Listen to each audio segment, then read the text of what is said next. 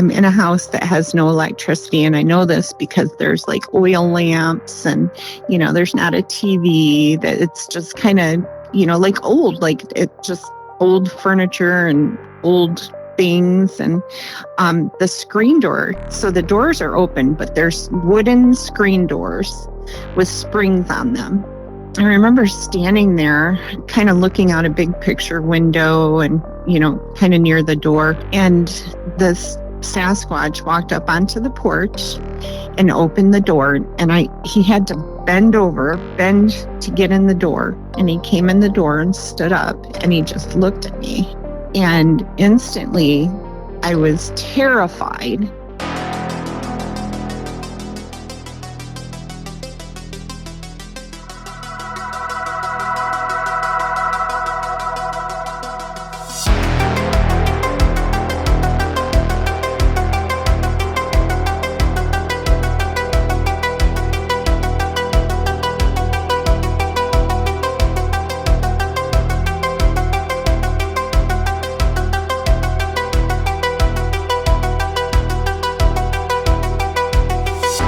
This is Bigfoot Crossroads. My name's Matt, and joining me is Michelle. Michelle is a Bigfooter out of Oregon and an experiencer herself.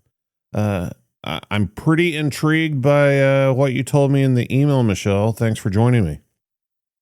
Yeah, thanks for having me. I'm excited to talk about it. So, first off, how did you end up in the world of Bigfoot?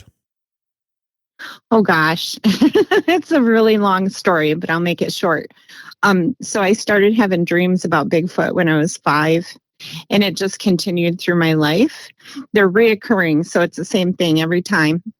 I moved around a lot, and I got to Oregon, and I was like, whoa, the vibe here, I'm feeling it, And so I moved to Sweet Home, and instantly I just kind of felt like I was at home here.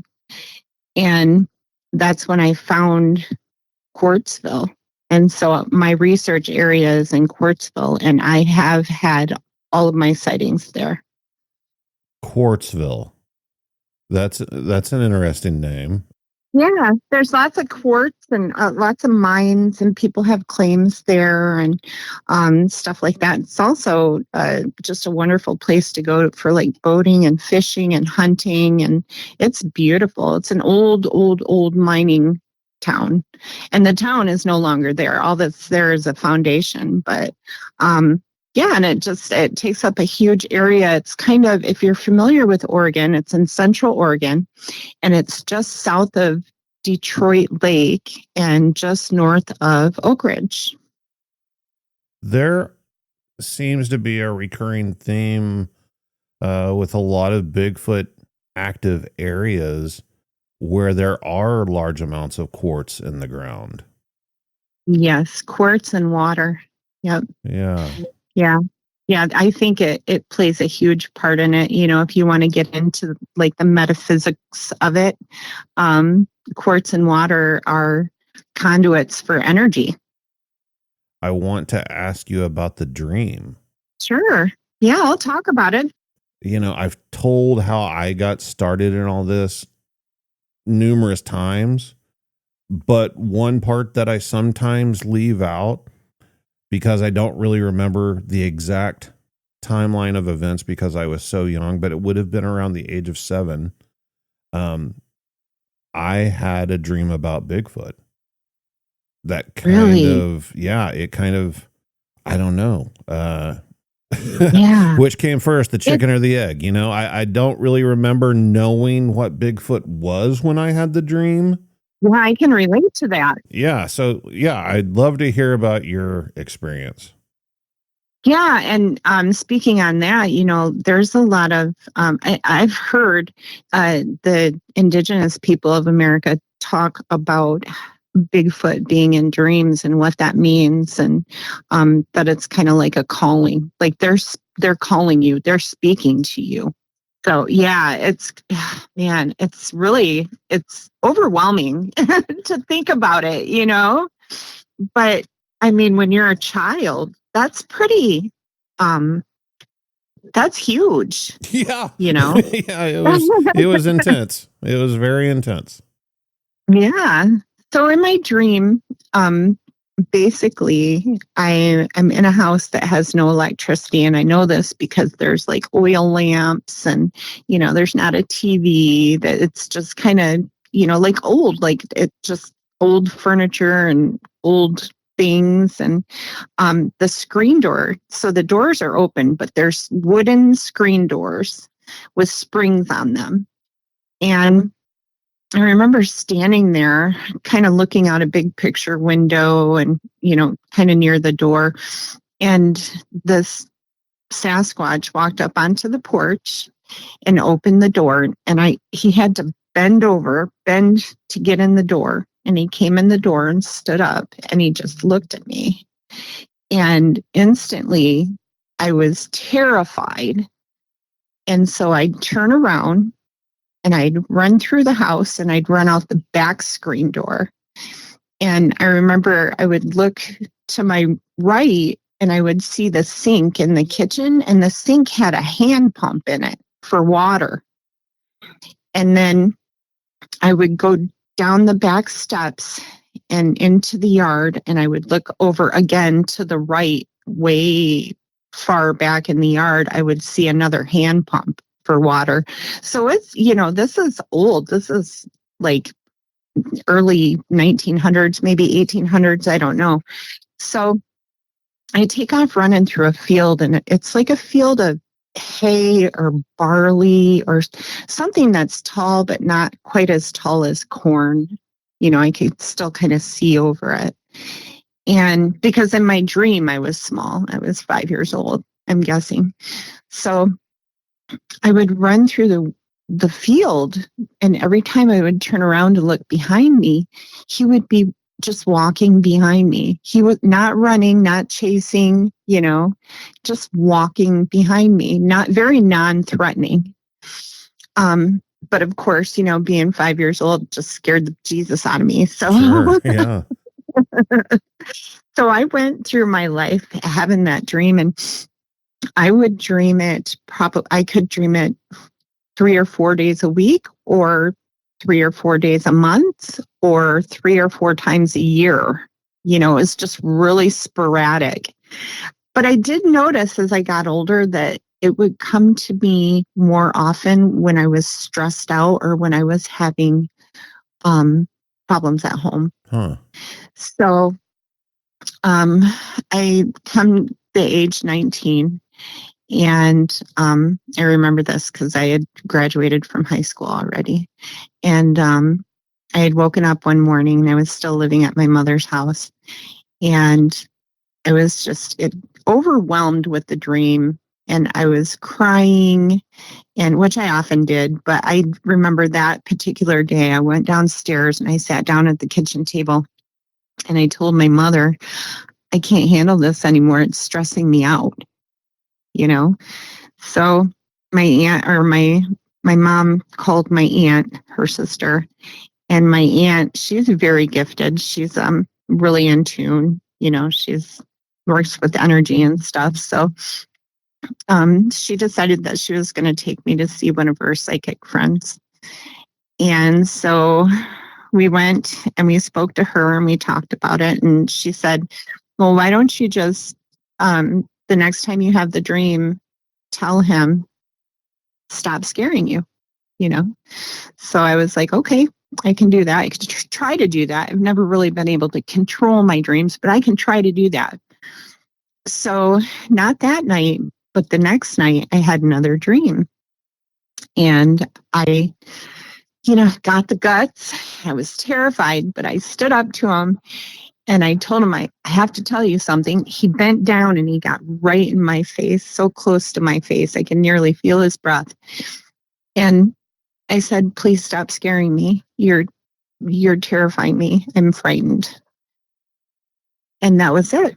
He got up and he turned around and walked away. And then I would say anywhere from maybe a week to a month later, I had another dream. And in that dream, he started doing something different.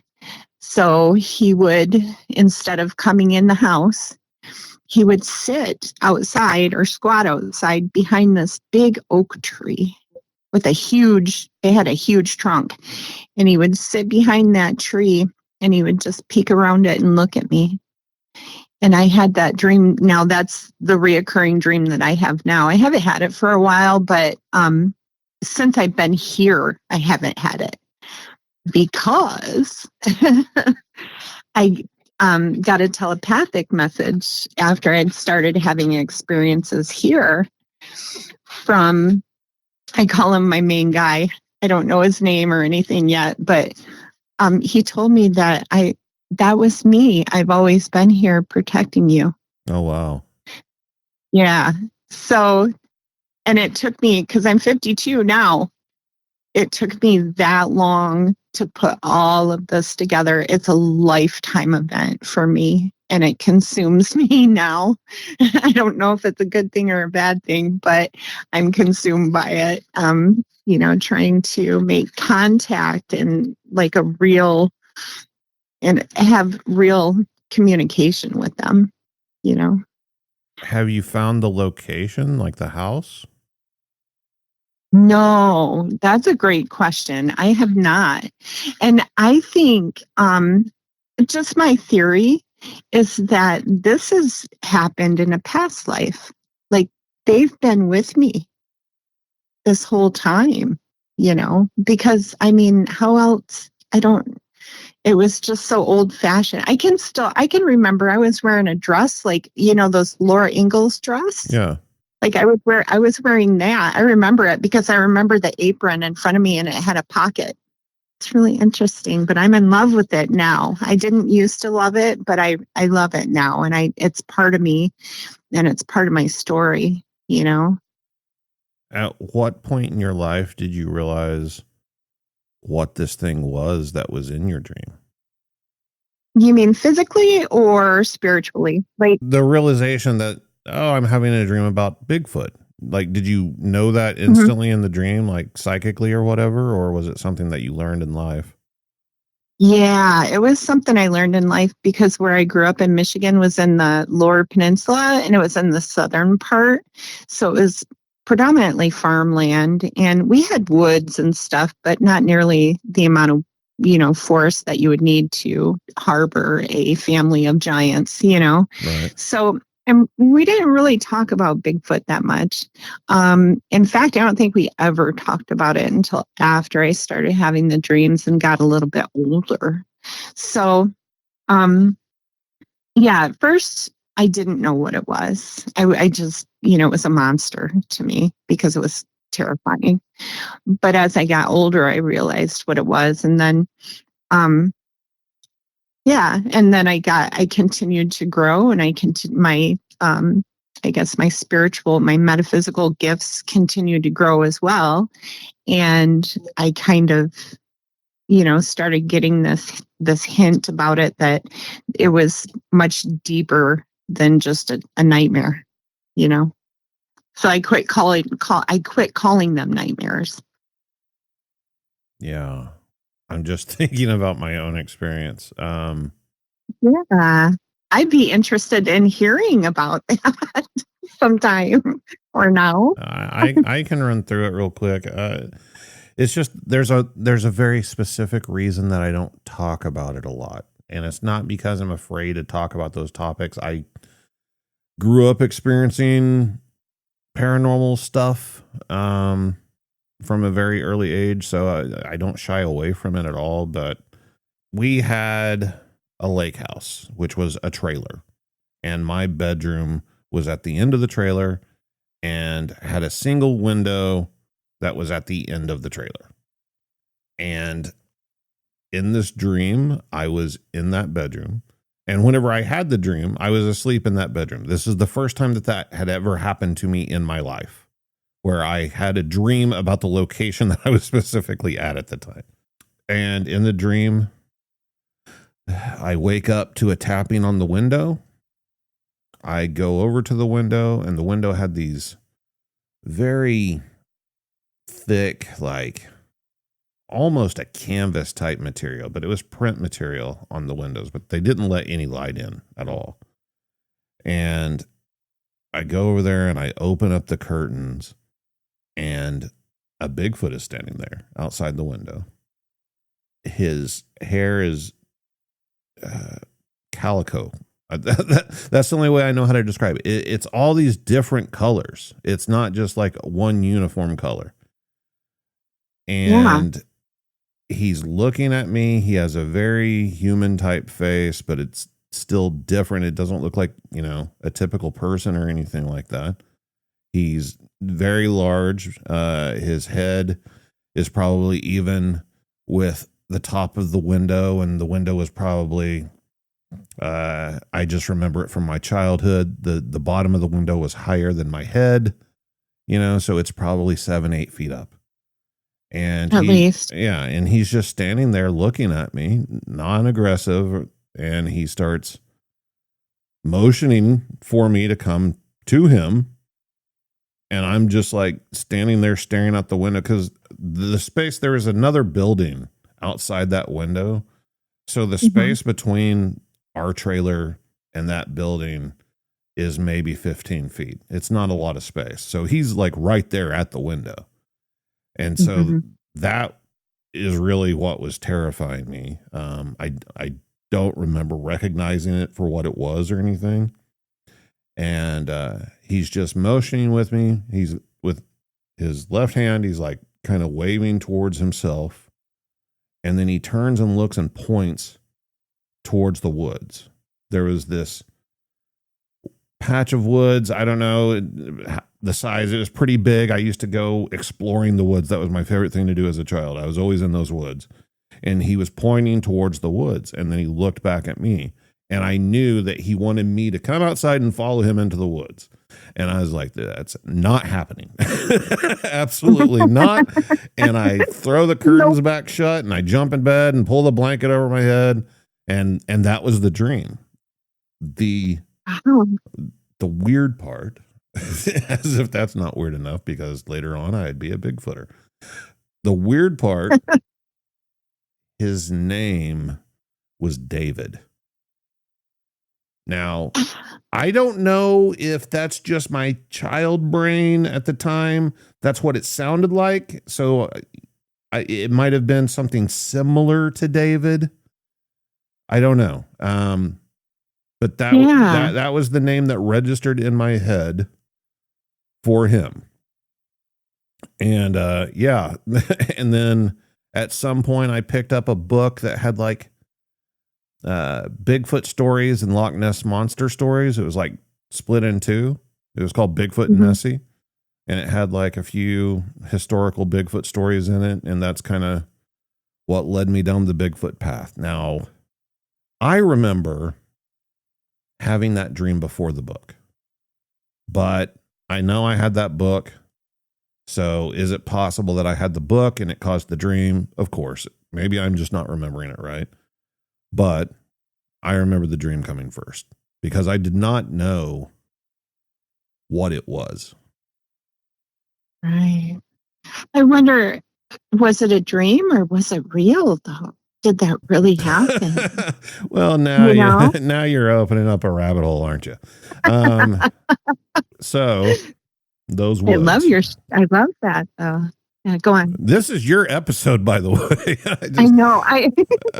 So those woods, there was this.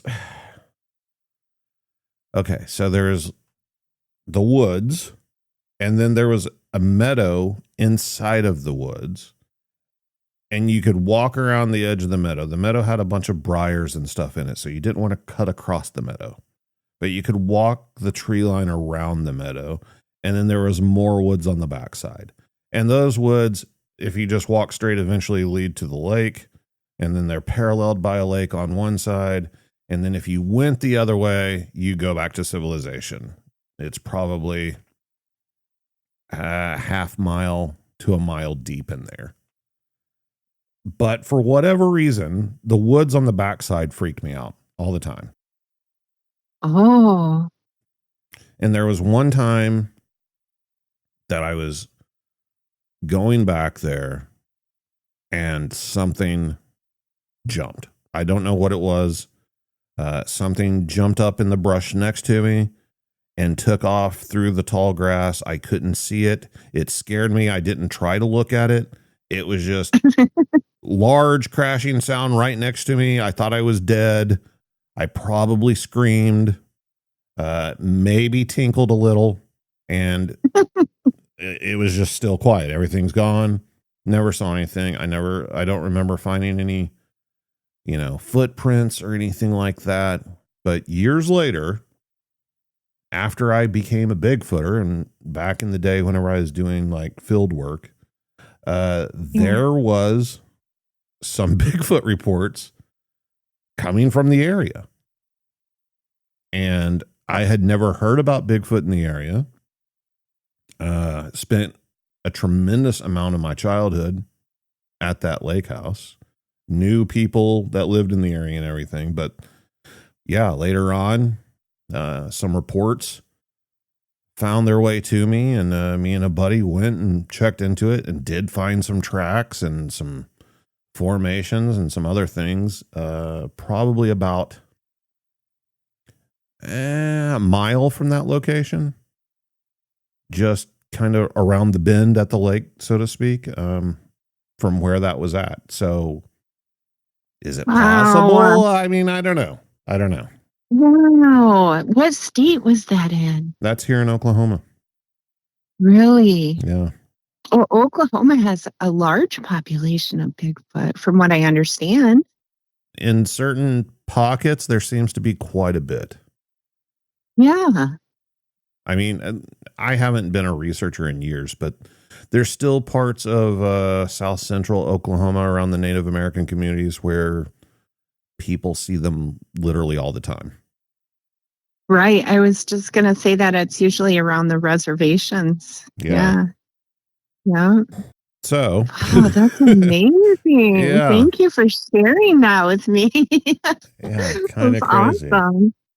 Yeah, it is. Well, I think it gives substance to these children who are having these dreams about Bigfoot, who are, still having them. They were in the same position that you and I were in, like, where did they come from? Why are they there? And why did they choose us? Yeah. I mean, it's definitely become, the bulk of my life's work. Yeah. Which sounds weird to think about. I know, because I'm exactly the same way. So you relocated to Oregon, though. Yeah. Like, what was that like? I mean, how do you reach that decision to just, I'm going to pursue this? Well, like I said, I've always been super interested in it. And wherever I would go, I traveled around a lot before I finally settled down. And, I lived in all these different states and places and stuff. So I always, I lived in Texas, so I would go out to Sam Houston and, look for Bigfoot just for fun. It was just a hobby for me, I lived in Baltimore. I lived in Chicago. We'd go to the outer parts of the city, the more forested areas and stuff, and Wisconsin and stuff like that. So I moved to California and I met my daughter's father, and we decided to go on a camping trip. So we drove up to Oregon and we camped in Klamath Falls, and then we drove up to Washington and came back down, and we camped at Wolf Creek. And Oregon it was instantly like this magnetic attraction that I had to it, to the mountains, especially to the forest. And I was like, wow, this is really powerful. I want to live here. So within a year, we had packed up our stuff and just moved up to Oregon. Wow. So yeah. And that was about 12 years ago. And that was when I really started getting into it. I remember I was watching YouTube, watching my Bigfoot videos, and I saw one. The one that stood out to me was when Matt Johnson had his experience at the Oregon caves. And I was just like, oh my gosh, this is real. I need to you know, I need to do this. This is my calling. That I think that's when I finally realized that this was my calling, you know. Yeah. So I took I took advantage of Oregon for sure, you know. And we ended up at first we lived in Medford, and so Grants Pass area is pretty cool. Rogue River, oh my gosh, very squatchy. But we had an opportunity to for him to transfer up to the Sweet Home area. And when we got to Sweet Home, I was just like, that was about 6 years ago or so. I was like, this is it. This is where I need to be. I'm home now. I can feel it. I explored Quartzville like the first month we were here, and I was like, oh my God, this is it right here, you know, like this overwhelming sense of, you know, being home. So I just started researching there. And at first, you know, it was kind of off and on here and there. And whenever I had a chance to get out, and I homeschool my daughter, so I was really involved in that and stuff. But since she's gotten older and more independent, and I started spending more time out there. And I never had experiences till I started putting stickers on my car, you know, like Bigfoot stickers and stuff. And it was really funny because I'd go to the grocery store, and I'd come out of the grocery store, and I'd have a random dude standing at my car waiting for me to come out of the grocery store to tell me about his experience. And this happened a lot. So, you know, and they were hunters, fishers, sportsmen who hang out in Quartzville and do their thing. And they have these experiences. So I started following up on them. I was like, okay, there's Bigfoot up at Fay Lake. Gotcha. So I'd go to Fay Lake, you know, and check it out. And so then I started my group. And when I started my group, that was 2 years ago. I actually got a group of friends together through that. And we started doing heavy research. So we've been doing heavy research for about 2 years now. It's just kind of evolved. You mentioned in the email that you got a story from a logger. What was that? Yeah, the logger stories are really cool. So, and they all kind of, you know, they vouch for each other. Like their stories are all the same. They're similar. So they say that when a Sasquatch is in the area, everything will get really super quiet. And I've experienced this. But the beavers will start slapping the water really hard and a lot to, you know, signal that there's something in the area. Wow. It's crazy. Yeah. And then they say that when the loggers are out cutting down the trees and, you know, doing whatever they do, cut off the branches and stuff, they're out on foot, basically. So they're on foot and they're all scattered throughout the forest. So what they do to communicate is they yell at each other, right? Yeah. And they say that they will be yelling, communicating to each other, and Bigfoot will start in the conversation and start whooping or tree knocking, you know? So their presence there is known by the local loggers. Yeah, I was gonna say, so they're just fully aware that these things are out there. Mm-hmm. Wow. 100%. And so I have a friend who is a logger, and he has had many experiences in the same area that I have. And he actually helped me locate this area that we work at now, which I consider a habitat. And he goes up there and he starts hooting and hollering, and they'll hoot and holler back at him. Now, is this area like a family unit? Yeah, totally. It's I believe it's like a mother and a father and at least 2 juveniles. So, and I also have a feeling that there's an older male as well. But I think the father is the one that communicated with me telepathically, because he's appeared from out of nowhere. Like, it kind of just like he stepped through a portal. Like, he just all of a sudden from the ground up, he was just poof, there he is.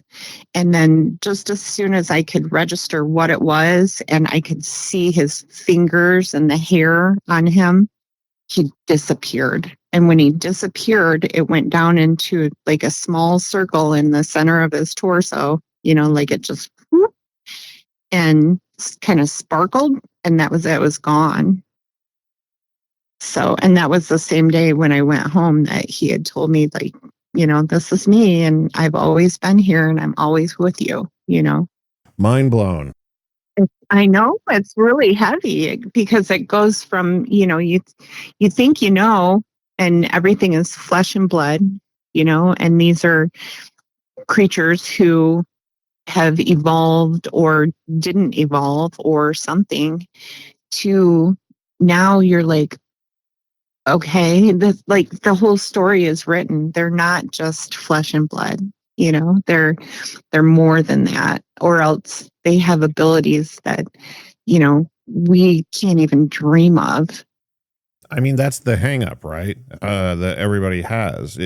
Everybody argues back and forth, flesh and blood or paranormal. But, I've had my own sightings. I've had my own encounters. I've, like I said, been out in the woods investigating these things. Mm-hmm. They are flesh and blood. They are. Yeah. But totally. but but exactly, these things are happening, and a few people are witnessing these things firsthand that nothing else on this planet that we're aware of can do. Exactly. And it's scary for us because we've chosen to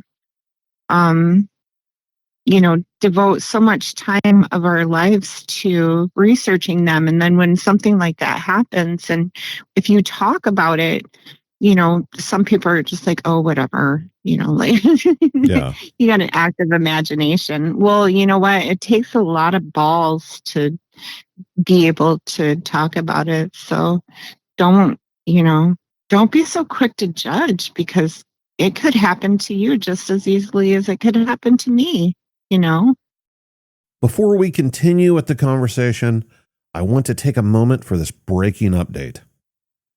Christmas is almost here. If you're panicking over last-minute gifts, I've got some good news. Uncommon Goods is your source for stress-free holiday shopping and thousands of unique gifts you won't find anywhere else. Uncommon Goods curates products that are high quality and oftentimes handmade by small businesses right here in the U.S. And because they are made in small batches, some of the best finds sell out fast. A lot of their gifts can even be personalized. I found a wooden tree ornament that you can get your pet's name and portrait engraved on that I know someone would love. Me. I'm someone. My dog Penny definitely deserves to have her long snoot and floppy ears on an ornament. And if I can find something I would like on Uncommon Goods, then you can surely find something for anyone on your list. From the book lover to the football fanatic, they've got you covered. Like I said, when you shop at Uncommon Goods, you're supporting artists and small independent businesses. But not just that. For every purchase you make at Uncommon Goods, they give back $1 to a nonprofit partner of your choice. Over $3 million have been donated to date. So shop early, have fun, and cross some names off your list today. To get 15% off your next gift, go to uncommongoods.com/Bigfoot. That's uncommongoods.com/Bigfoot for 15% off. Don't miss out on this limited time offer. Uncommon Goods, we're all out of the ordinary. Okay, now back to our conversation. So was that your first sighting of these things? For the most part, my first sighting it was just, I could see the back of him. And as he moved in like time lapse. And that one, I just kind of put it off. I blew it off really because I was like, I'm just imagining things, like this isn't real. It's not happening. I'm just overly excited and I really want this to happen. And, so I just blew it off. And then this one happened. That was my second sighting. And I was like, okay, wait a second. There's something really going on here. So I had, what I really wanted to talk about was my third sighting, and that was the one that really solidified everything as to, yep, it's a creature, it's flesh and blood, and it's also paranormal. Like everything, and I know it's real because I know what I just saw, and I know that my brain didn't make it up. So what had happened was I was up at our main site, and I was with one of my research partners, Eric Massey, and his fiance. And it was about 10 o'clock at night and nothing was really happening. And I was feeling like, wow, they're just not here right now. They're not around. I can't, I wasn't getting that feeling. So I said, sorry, Eric, I'm going to go home and sleep in my bed tonight. Been there. I only live about I only live 45 minutes from, my site. So I was like, okay, see you later. So I jumped in my car. And I remember it was so funny because I wanted to see, it was late at night. So I knew nobody would be on the trail. So I was kind of timing myself, like how fast can I get down the mountain in my car, So I was just playing around. And I made it in like 7 minutes, I think, which was a record for me. So that was personal best, by the way. Yeah, exactly. It was pretty cool. So anyways, I started driving down Quartzville Road out of Quartzville, and I got to an area where there's a really popular campground, and it's on a peninsula. And I came around the bend in the road, and I saw up in front of me, I saw red glowing lights. They were like reflectors almost. And there was a set of them on the right side and a set of them on the left side. And the set on the left side were damn near on the ground. They were really close to the ground, and they were kind of moving around. And then the ones up on the right-hand side were behind a tree, and they were kind of coming out from behind a tree, probably about 7-8 feet up, right? So, well, actually, I take that back. It was about 5 to 6 feet up, but later on, you'll know why it was 7 or 8 feet. So, anyways, I see him peering, from behind the tree.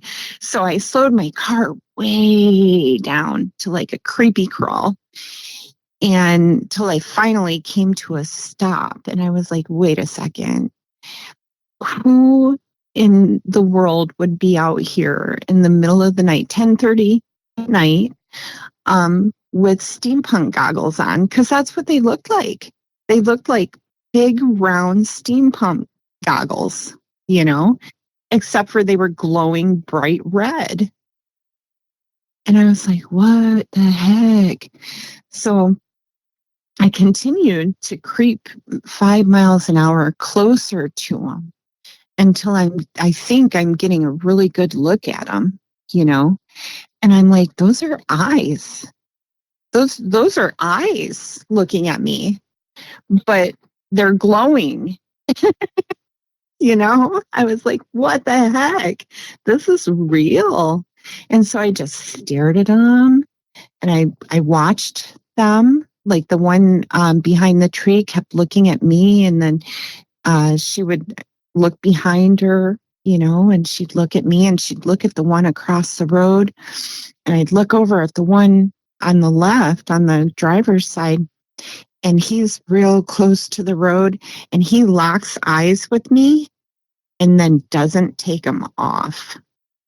He just keeps them right on me. He doesn't look away. And so I was like, okay, that's when I felt like maybe I should just, just continue on my way. Don't speed out, just, gradually just kind of leave. So I sped up a little bit and I started going by them. Well, previously I had turned off my bright lights because I didn't want to blind them, whatever it was. And so I just had my fog lights on the bottom of my car on. And I crept by them. And as I crept between them, the one on the left who was watching me, I saw as soon as my light hit him, his back kind of, it's weird. It kind of glowed and rippled and sparkled.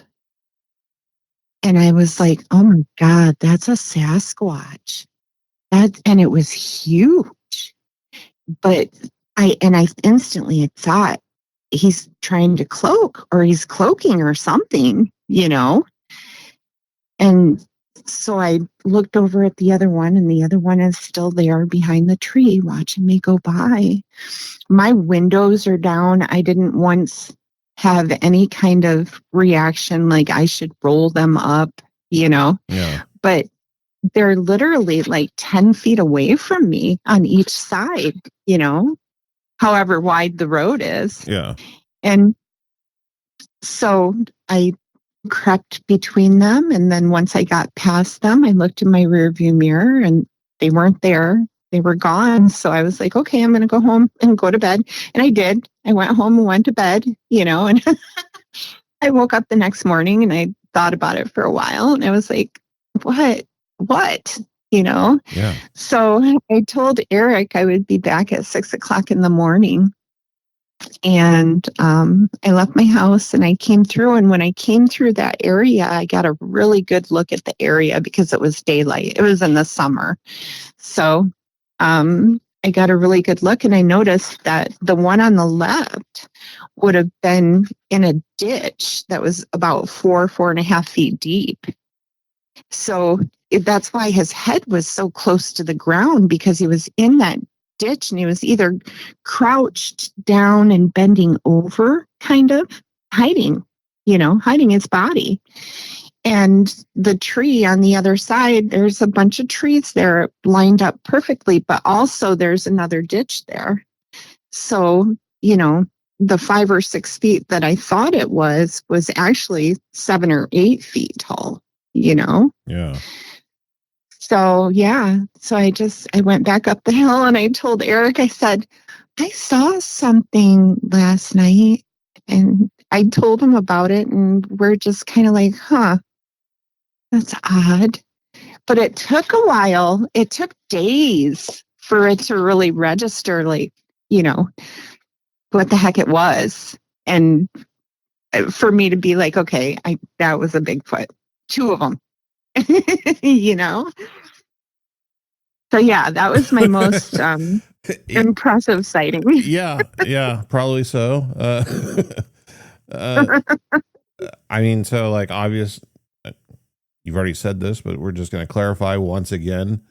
100% certain it wasn't eye shine. It wasn't reflecting the lights off the car. The eyes were glowing red, producing their own light. They were producing their own light, absolutely. And I even, when I was staring at them, I was wondering why they weren't emitting it, because their eyes were definitely glowing, but it wasn't like a laser. They weren't emitting it. Nothing was coming out like a flashlight, Yeah. But it was like a jack-o'-lantern, like a pumpkin with a candle in it, Just sort of glowing. Yes, they were glowing. Yeah. And they were big too. They were the size of large eggs, like large chicken eggs. And they were kind of shaped like that too. They weren't perfectly round. Like initially I thought when I looked at them that they were perfectly round, but then the closer I got, the more I realized that they were more oval shaped. The one that I saw through night vision, my first sighting, I didn't describe it as eggs. I described it as like almond shaped. Yeah. right? Like one Big side kind of almond. has like a thinner point and the outside edge was rounder. Mm-hmm. Yes, exactly. Yep. That's how they were. It's amazing. So you guys were out there on the mountain. Mm-hmm. You said you were racing down the mountain, which we do not condone for anyone listening. Always Yeah, take your don't do time. that. Yeah, always take That's your stupid. time. You don't need to race the Right. clock. Do you think maybe that they had been up there and were like intercepting you as you left? No, I don't. This is what I think. Normally, I would have camped, right? I would have camped because I camp in my car. Car camp. So I think that somehow I got this message or this inkling to go down there and see them. They were going to be there because I normally I don't race down the mountain. You know what I mean? Yeah. Like you're right. It's a really stupid thing to do.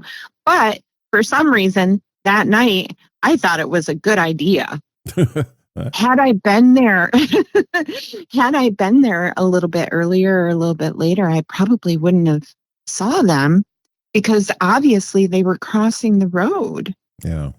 You know, he was waiting for her. I think she had something behind her. She had a juvenile or two behind her that she was keeping an eye on.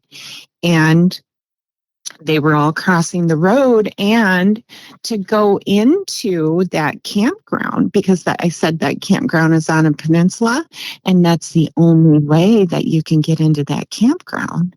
It was literally 50 feet away from the entrance to that campground. Huh. And so we went back a couple days later. I went back and we found a print there by the tree, and it was really deep because there's moss and old leaves and stuff right there. So it's super soft ground, and it was a really deep print, absolutely not castable, which is unfortunate, but I did get a picture of it. And then we went to the campground and looked, and there's prints around the garbage bins there.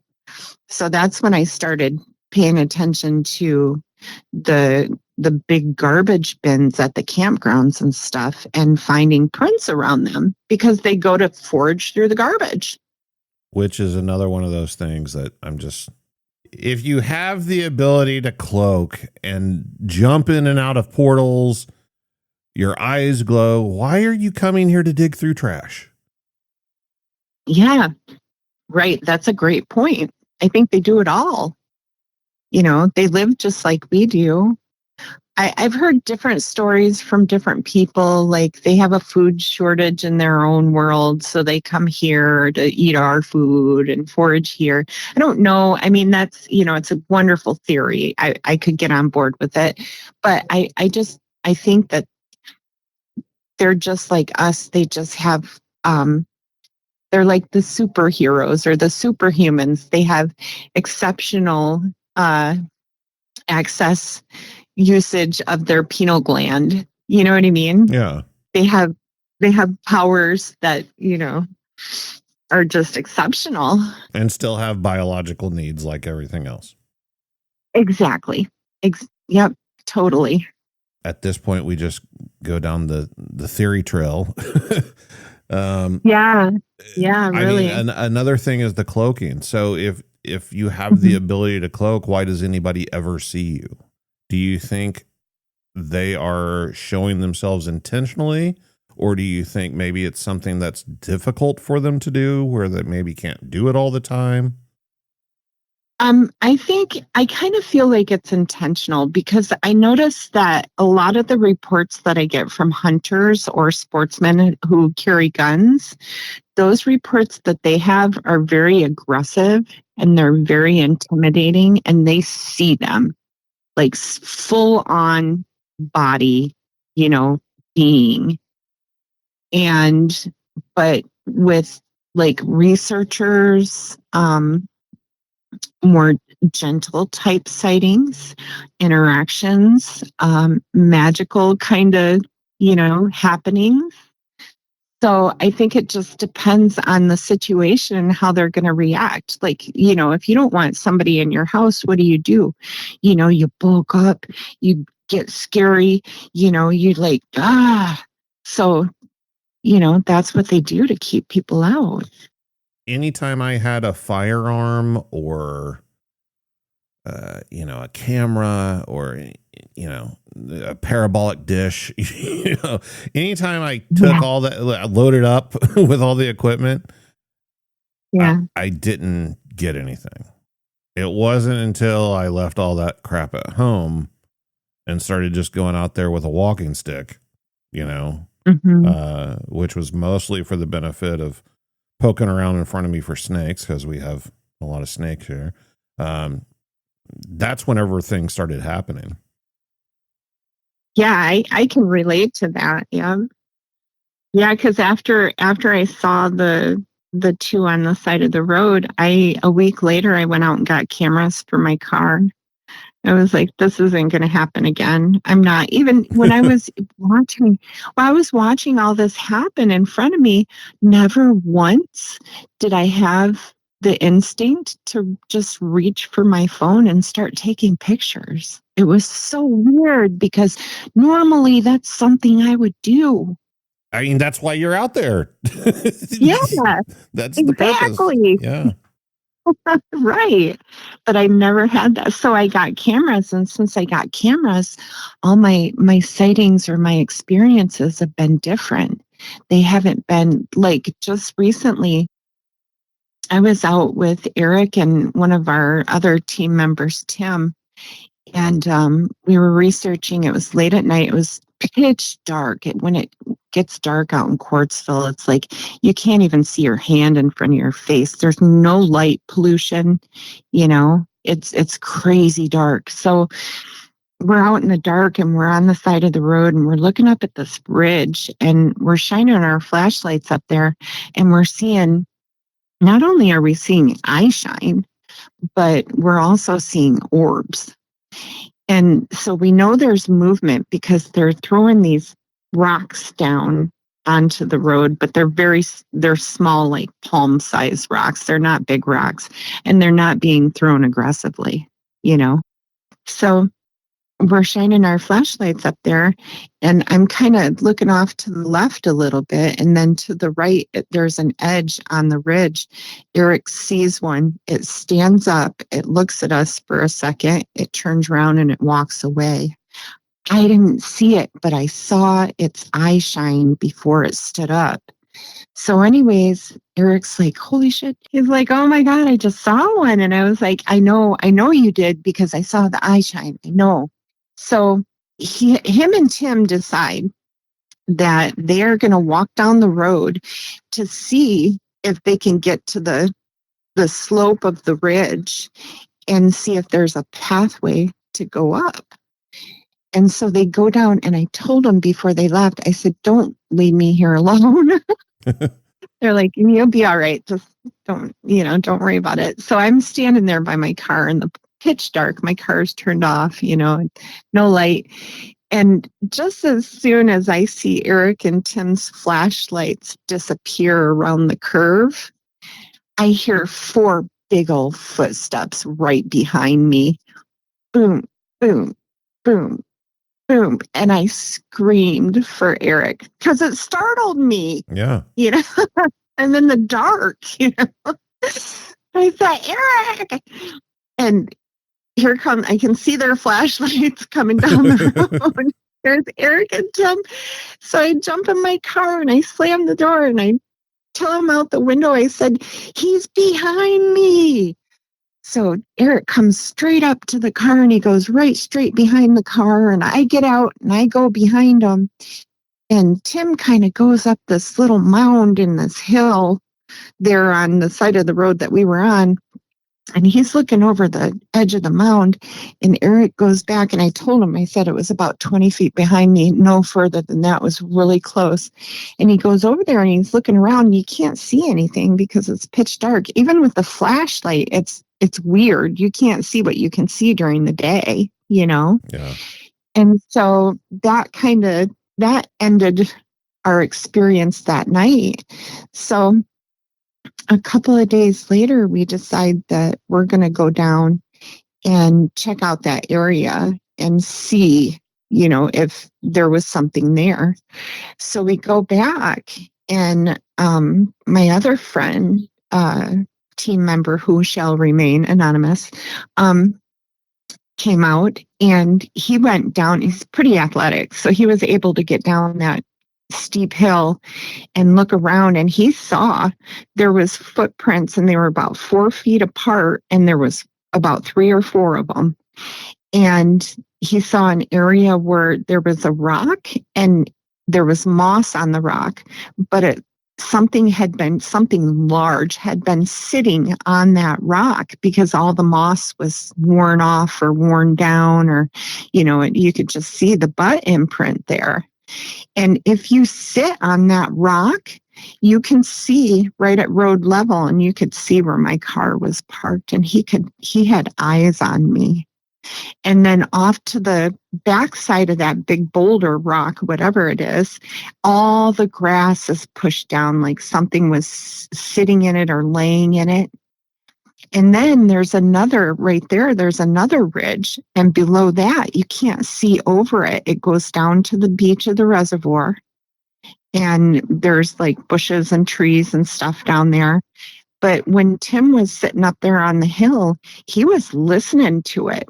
Whatever was down there, he could hear it walking around back and forth and making noise. Wow. Yeah. That's one of the most unnerving things about them, I think, is the fact that they're massive. They're absolutely huge, physically, frighteningly impressive. Huge, yes. Unlike anything else on this planet. But they will sneak up and be right behind you, and you won't even know it until they want you to know it. And this is why I know that they're not going to hurt me or anybody else that I'm out there with, because if they wanted to, they could have already a million times. For sure.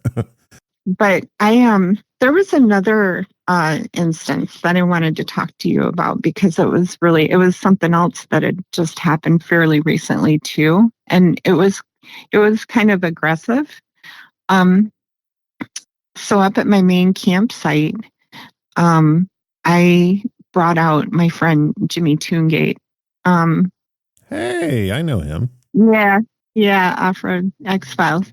So anyways, I brought him out. He wanted to check out the area, and I don't bring strangers up there. I never do. I've only done it twice. I've taken him, and I've taken Priscilla Roseman out there. And so anyways, I took Jimmy up there, and we set up camp, and everything was cool until it got dark. So it got dark, and me and Jimmy start hearing this noise. My campsite's on a ridge, and then above us is another, like a mound or a big hill, right? On the other side of the trail. So we're at the campsite, and we start hearing this. It was like a snort, grunt kind of sound.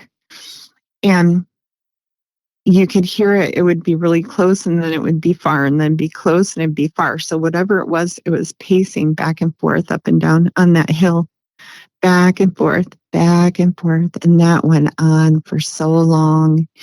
And I was terrified. My knees were shaking. That's how scared I was. I don't think I've ever been in a position where my knees shook. And I never knew what that felt like until that moment, So I was so scared. I think we ended up going to bed like really early. Right. Because it was just, I got in my car, he got in his, and we were like, okay, we're going to bed. So he left his audio out all night long for that. And then I woke up the next morning, and I got out of my car. It took me a lot of guts, because I was awake for about an hour before I finally decided, okay, I'll get out.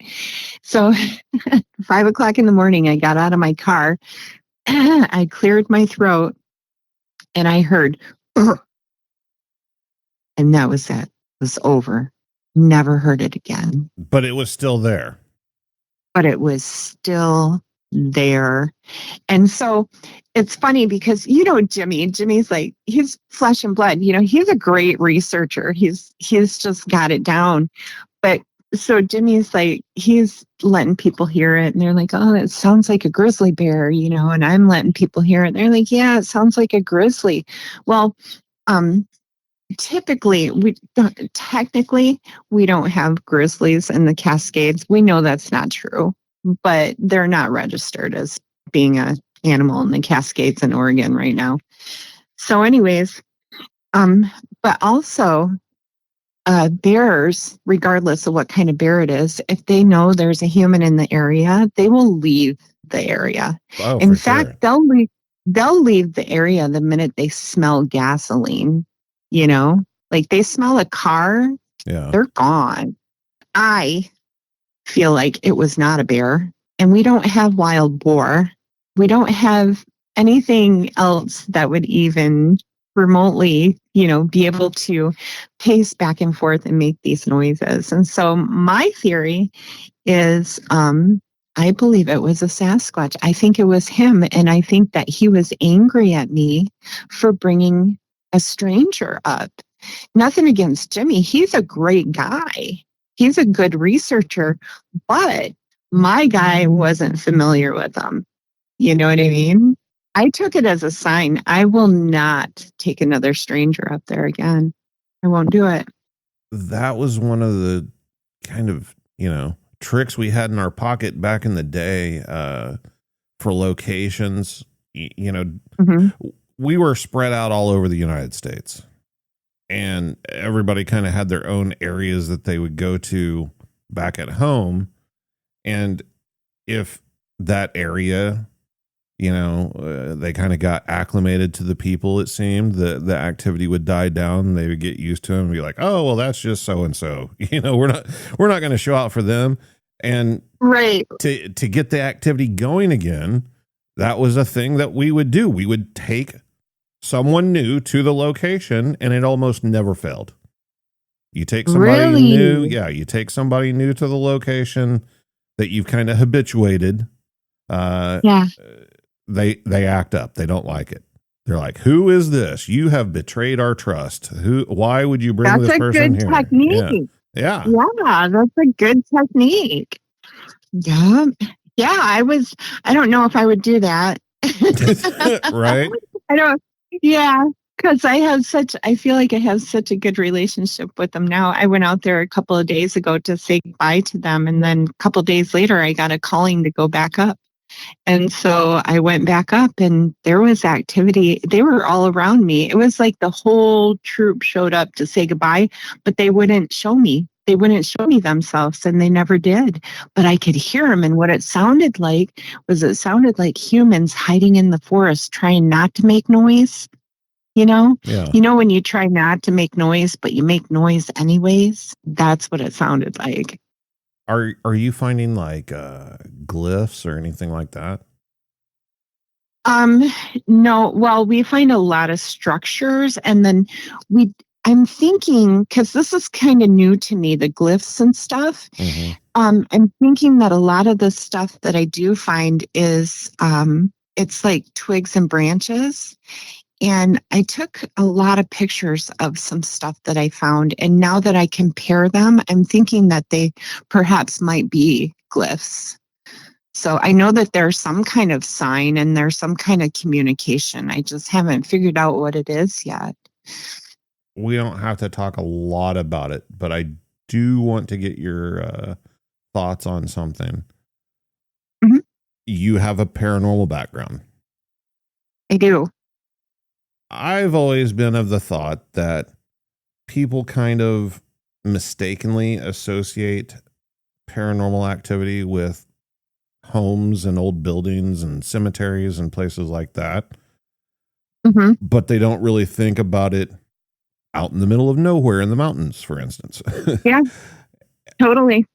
Do you think that some stuff might be people running across things other than Bigfoot, and they're just attributing it to Bigfoot? Absolutely. That thought has crossed my mind so many times.